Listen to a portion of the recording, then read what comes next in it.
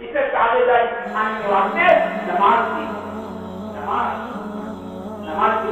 اسے علماء نے لکھا ہے کہ جس کو نماز سے اپنے جسم کے اعضاء پر قابو کرنا آ گیا، نماز کے باہر کی زندگی میں بھی اللہ تعالیٰ اس کے لیے اپنے جسم پر قابو کرنا اللہ آسان کر دیتے ہیں۔ ایسی نماز کے باہر کی زندگی، آدمی کی نماز کا مدار، آدمی کی زندگی کا مدار اس کی نماز پر ہے کہ نماز کیسی ہے۔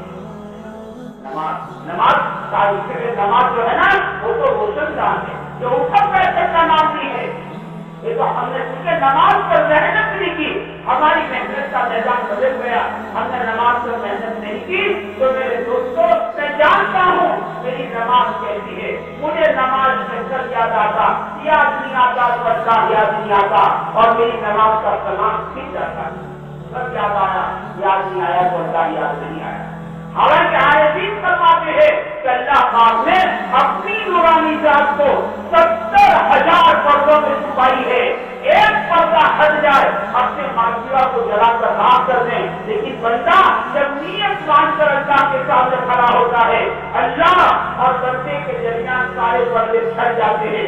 اللہ تعالیٰ ڈائریکٹ بندے کی طرف توجہ فرماتے ہیں، بندہ سورہ فاتحہ پڑھتا ہے، اللہ تعالیٰ جواب دیتے چلے جاتے ہیں، نماز سے یہاں لا کر کھڑا کیا ہے۔ ناز والے نیاز کیا جانے، تیسرے مکتب نماز کیا جانے، مکتب کا بچہ نماز کو کیا جانے گا، ہم مکتب کے بچے نماز میں یہاں لا کر کھڑا کیا، لیکن یہاں آ کر بھی مجھے اللہ یاد نہ آئے جو ہمارے ساتھی مناجات میں کہتا تھا، یا اللہ میری نماز سے مجھے اطمینان نہیں ہوتا تو تجھے کیسے اطمینان ہوتا ہوگا، یا اللہ میری نماز سے مجھے اطمینان نہیں ہوتا تو تجھے کیسے اطمینان ہوتا۔ اسے محنت سے اپنا کلمہ بناؤ، اپنی نماز بناؤ، کلمہ نماز بن گیا تو دین بن گیا اور دین بن گیا تو کام بن گیا، دنیا آخرت بن گئی۔ اپنے کلمے کو بناؤ، اپنی نماز کو بناؤ۔ اسے مولانا عمر فرماتے رحمۃ اللہ علیہ، کلمہ آدمی کے اندرون کو صحیح کر دیتا ہے اور نماز آدمی کے ظاہر کو صحیح کر دیتی ہے۔ اندرون بھی صحیح ہو گیا، ظاہر بھی صحیح ہو گیا۔ حضرت مولانا فرماتے تھے کلمہ جو ہے نا آدمی کے مال کے استعمال کو، مالیات کے نقطے کو صحیح کر دیتا ہے اور نماز اس کے جان کے استعمال کو صحیح کر دیتا ہے، تصدیق اسی کا نام ہے۔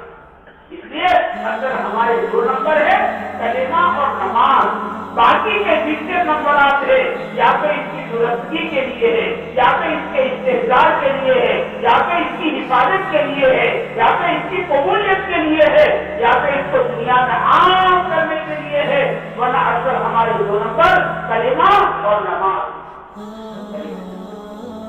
کلمے میں اتنی طاقت پیدا کی جائے کہ کلمہ پوری طرح کے بوجھ کو اٹھا لے، اپنے کلمے میں اتنی طاقت پیدا کی جائے کہ کلمہ ہمیں حرام سے بچا دے۔ جو کلمہ حرام سے نہیں بچا سکتا، جو کلمہ گناہوں سے نہیں بچا سکتا، یہ کلمہ جہنم کی آگ سے کیسے بچائے؟ محنت سے نکلنا اس لیے ہے، کلمے پر محنت ہے، نماز پر محنت ہے، تاکہ انشاءاللہ زندگی ہو جائے۔ اندر کا فکر صحیح ہو جاتا ہے، اندر کا فکر، اندر کے جذبات صحیح ہو جاتے ہیں، آدمی کی زندگی کا رخ صحیح ہو جاتا ہے، تنہائی کی سوچ میرے دوست صحیح ہو جاتا ہے، پھر آخرت کی آخرت کو سامنے رکھ کر زندگی گزارتا ہے، اپنی آخرت کو سوچنا، یہ گھر والوں کی آخرت کو سوچتا ہے، میری بیوی کی آخرت کا کیا ہوگا، میری بیوی اور میری اولاد کو اس نے اپنے خون کا دودھ بنا کر پلایا ہے، یہ گھر میں سب سے پہلے اٹھتی ہے اور سب سے آخر میں سوتی ہے، یہ کھانا پکا کے تیار کرتی ہے، پہلے سارے گھر والوں کو کھلاتی ہے، پھر یہ بچہ کچا کھاتی ہے، کبھی سالن ختم ہو جاتا یہ چائے روٹی کے ساتھ کھا لیتی ہے، یہ سب سے پہلے اٹھتی، یہ سب سے آخر میں سوئی، میری بیوی کی آخر کا یہ باہر کی محنت چاہتا ہے، جیسے باہر کی محنت سے گھروں میں لائٹ آئی، باہر کی محنت سے گھروں میں پانی آیا، باہر کی محنت سے گھروں میں کپڑے آئے، باہر کی محنت سے گھروں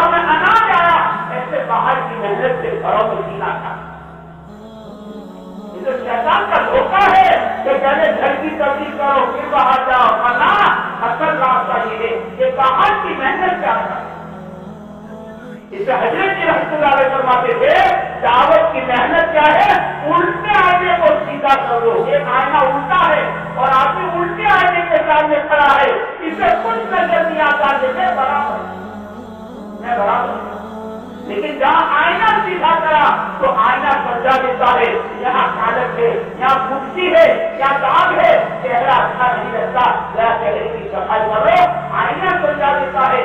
दावत की मेहनत जो फरमाया कि उल्टे आईने को सीधा करना है, आदमी के अंदर एहसास गुजारा हो जाता है।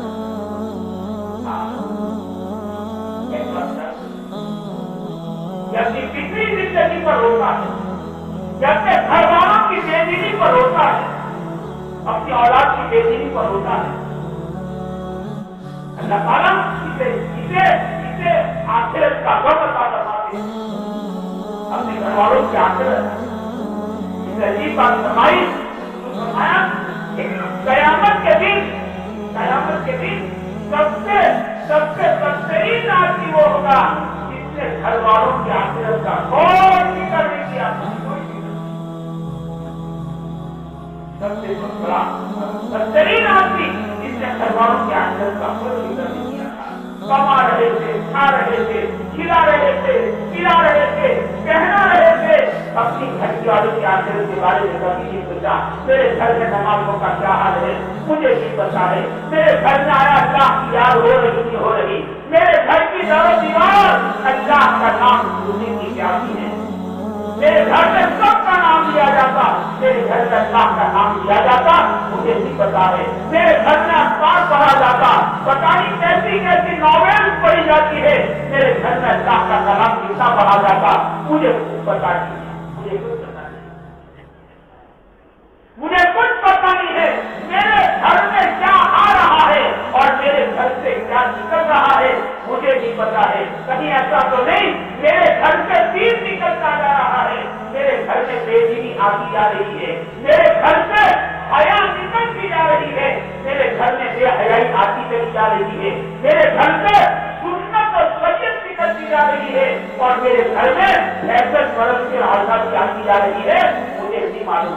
मैं तो कमाना जानता हूँ, हालांकि हमारी जिम्मेदारी है। और ईमान वालों अपने आप को अपने घर वालों को जहन्नम की आग से बचाओ। और आगे कुरान करीम कहता है वो ऐसी आग है जो पत्थरों को पिघाल दिया करती है। एक पूरे सहाबी हाजिर हुए, कहा या नबी अल्लाह जहन्नम का पत्थर कितना बड़ा होगा? प्यारे आका ने फरमाया बड़े मियां दुनिया के सारे पहाड़ों को मिला दो तब जाकर जहन्नम का एक पत्थर बनता है। मेरे भाई को बताओ वो जहन्नम की आग कितनी भयानक आग है, वो इतने बड़े पत्थर को पिघाल दिया करती है। अल्लाह ताला अपने बंदों को दावत दे रहे हैं और ईमान वालों ऐसी भयानक आग से अपने घर वालों को बचाओ। हमारी ये जिम्मेदारी है, हमारी जिम्मेदारी, हमारी सबसे बड़ी जिम्मेदारी। प्यारे आका सल्लल्लाहु अलैहि वसल्लम हालत आप पर पूरी आलम की नबूवत का बोझ है, लेकिन आपने अपने घर वालों को नहीं बुलाया है।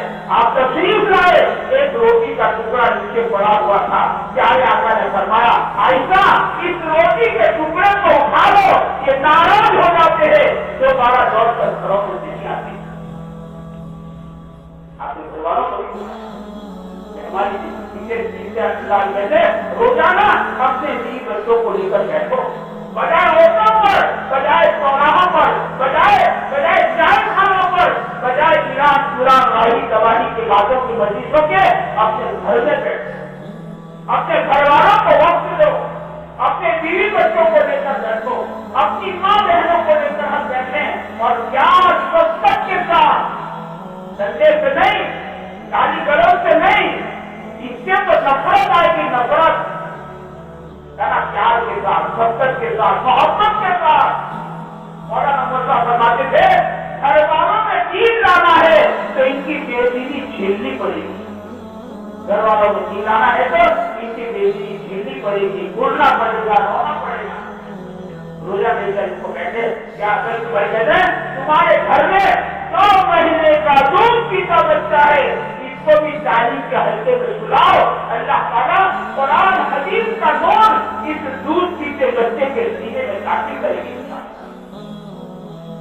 इसलिए भाइयों, हमारे घरों की सबसे बड़ी जरूरत अल्लाह का दीन है, अल्लाह का दीन है।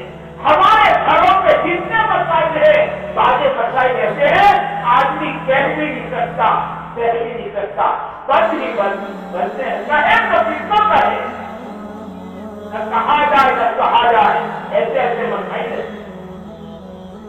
हमारे घरों के जितने मसाइल है। नित नई मुसीबतों के दरवाजों का खुलना, मियाँ बीवी का दिल एक न होना, औलाद का हाथों से निकल जाना, पता नहीं कैसा होता है। इसका हल अल्लाह का दीन है। इसका हल ये हमारे घरों की बहुत बड़ी जरूरत है। हमारे घरों में चीजों की कमी नहीं, हमारे घरों में बर्तनों की कमी नहीं, हमारे घरों में कपड़ों की कमी नहीं, हमारे घरों में फर्नीचर की कमी नहीं, हमारे घरों में खाने पीने की कमी नहीं है।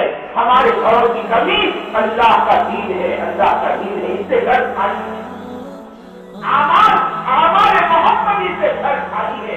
अगर ये चीजों से घर आबाद होते जा रहे हैं और हमारे घर खाली होते जा रहे हैं, जिसकी बिना पर घरों में परेशानियां हैं क्यों है, घरों में बेचैनी है क्यों है, घरों में बदअमनी है क्यों है, घरों में तंगियां है क्यों है, मियाँ बीवी का दिल एक क्यों नहीं हो रहा है, घरों में घबराहट क्यों होती है कि घर में आता हूं जी घबराता है, जी घबराता है क्यों? इसका इलाज दीन है। और दीन के घरों में आने का आसान रास्ता घरों की तालीम है।